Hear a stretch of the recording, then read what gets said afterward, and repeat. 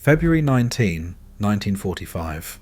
Thousands of Marines, average age just 20, loaded down with 75 pounds of gear, braced themselves for a landing they had believed intelligence had prepared them for.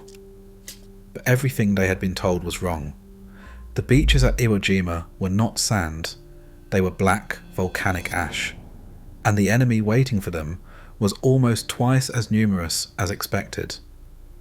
Within hours, over 500 Americans would fall, and the real defences had not even revealed themselves yet.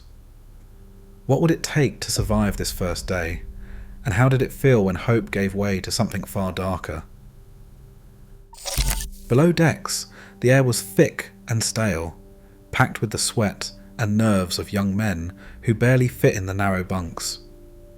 Marines from the 3rd, 4th and 5th Divisions had crammed aboard attack transports at Saipan in early February 1945, squeezed shoulder to shoulder, sometimes 50 to a compartment, hammocks stacked 3 or 4 high. There was no privacy, and barely enough room to stretch out. The only escape was up on deck, where the wind carried the smell of oil and salt, and the looming sense that this was the last stretch before the unknown. Days blurred together in a routine of drills, sand table briefings and waiting. Officers gathered squads around plywood models of Iwo Jima, tracing out landing zones, green beach, red beach, pointing at the silhouette of Mount Suribachi. The intelligence briefings promised 14,000 defenders and a battered enemy, but rumours spread among the men that the numbers didn't add up. Most were 19, maybe 20, and for many, this was their first combat. Corporal Hal Weaver, who had spent the voyage wedged between ammo crates and packs, remembered the sand tables looking almost like a game, until the chaplain handed out rosaries and Bibles. Meals became a marker of time. The last hot meal on Saipan, then cold sandwiches and sea rations, the galley lines stretching for hours. In the quiet moments before lights out, men wrote letters home, some for the last time, trying to put into words what waited on the horizon.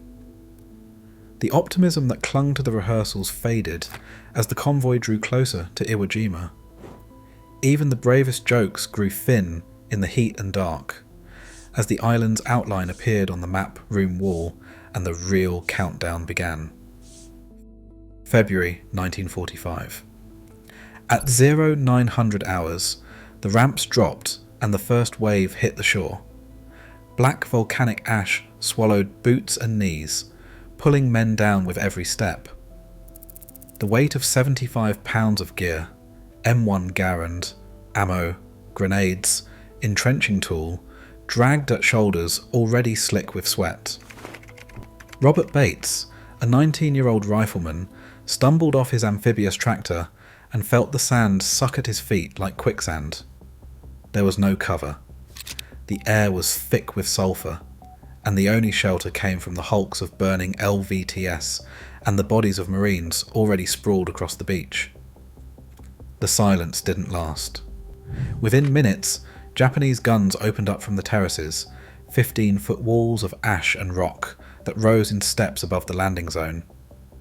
Machine gun fire raked the packed beach, cutting through ranks bunched together by the loose sand. Mortar shells burst overhead, sending shrapnel ricocheting off helmets and packs. The ash offered no protection and no way to dig in. Bates dropped flat, heart pounding, as rounds snapped inches above his head. Amtracks bogged down and burned. Men crawled forward, dragging themselves over bodies and shattered equipment, clawing for the first terrace. Every movement exposed them to fire from pillboxes they couldn't see. By nightfall, 550 Marines lay dead. The beach was a graveyard, the sand stained black and red. For those who survived the first hours, the only thought was to keep moving, to get off the killing ground and find the enemy who seemed to be everywhere and nowhere at once. Beneath the scorched surface of Iwo Jima, the real battle waited in darkness. Japanese engineers, under General Kuribayashi's orders, had carved 11 miles of tunnels through volcanic rock, some burrowed 5 stories deep. These weren't just hiding places. They connected pillboxes, mortar pits, and command posts in a network so complex that entire units could move unseen beneath the feet of advancing Marines. Every pillbox was reinforced concrete, with firing slits covering the beaches and terraces in overlapping arcs. Type 92 heavy machine guns, 47mm anti-tank cannons, and 320mm spigot mortars were positioned to sweep every approach. The enemy rarely showed themselves. Instead, they waited for the beaches to fill, then opened fire from invisible bunkers, coordinated through phones strung through the tunnels. Lieutenant Kenji Sato, a company commander in the 145th Infantry, moved his men through these passageways, listening for the distant rumble of American tanks. He carried a map etched with lines and numbers, each tunnel junction, each firing point marked for quick response. Sato's orders were clear: hold every yard, bleed the invaders, never surrender. Marines who clawed their way up the terraces found that silencing one pillbox meant little. Within minutes, defenders reappeared from spider holes behind them, or unleashed grenades from unseen cracks in the rock. The volcanic ground amplified every explosion, ricocheting shrapnel and shockwaves through the ash. Progress stalled. What looked like victory on the surface was an illusion. Beneath, the defenders were very much alive, ready to make the island a tomb for both sides. Progress on Iwo Jima was measured in yards, sometimes feet, each day. The 28th Marines, including Private Jim Williams, crawled forward behind flame tanks, scouring the ground for mines and hidden firing points. Water was always short. Canteens ran dry by midday, and the only relief came from the ration trucks when they made it through. Marines rationed every swallow, the taste of sulphur clinging to their tongues. The volcanic ash clung to uniforms, mixing with sweat and blood, turning skin raw. Williams remembered the routine. Advance a few yards, flatten as machine gun fire swept the line, then scramble forward again. Every pillbox had to be burned or blasted open, each tunnel sealed with satchel charges. The cost was constant, casualties mounting with every push. By February 23rd, the 28th had fought 4 days to reach the base of Mount Suribachi. At 10:20 hours, a combat patrol, including Franklin Sousley, climbed the steep slopes under sniper fire. They carried a small American flag tied to a piece of pipe. When it went up, men across the southern beaches cheered, some openly weeping, the flag whipping in the wind. For a moment, the grind paused.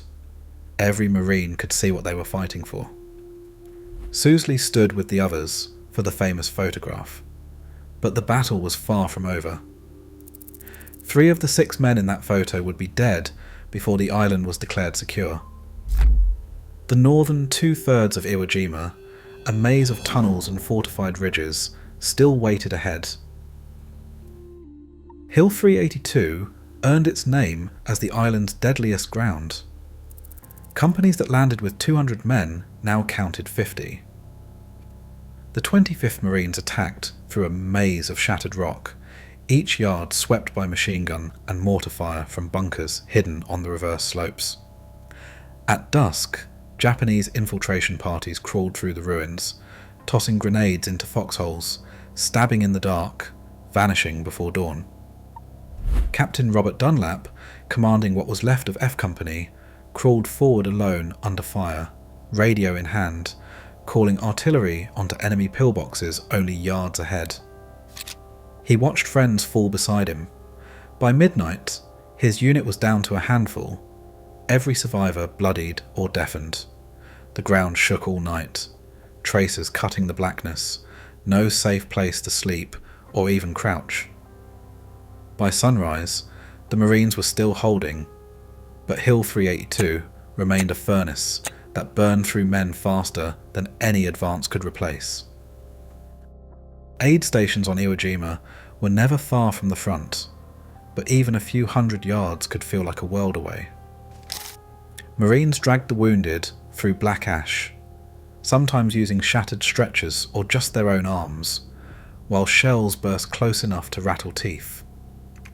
Lieutenant John Vedder, a Navy surgeon, worked with hands numb from cold, trying to warm bottles of plasma that froze solid each night. There was never enough morphine, never enough time. Joe Miller, a machine gunner, remembered the silence in the tent after a friend died. No words, just the sound of boots shifting in the dirt. Corpsmen risked everything to reach the fallen. But infection and shock finished what bullets began. Of the 26,038 American casualties, many carried wounds you couldn't see. Some men survived the island, but the guilt and memories followed them home, impossible to leave behind. Every year, fewer Iwo Jima veterans remain to tell what courage cost on that black sand. Their sacrifice secured not just a strip of volcanic rock, but the lives of over 24,000 airmen. Remembering their reality isn't nostalgia, it's a warning never to forget what war truly demands.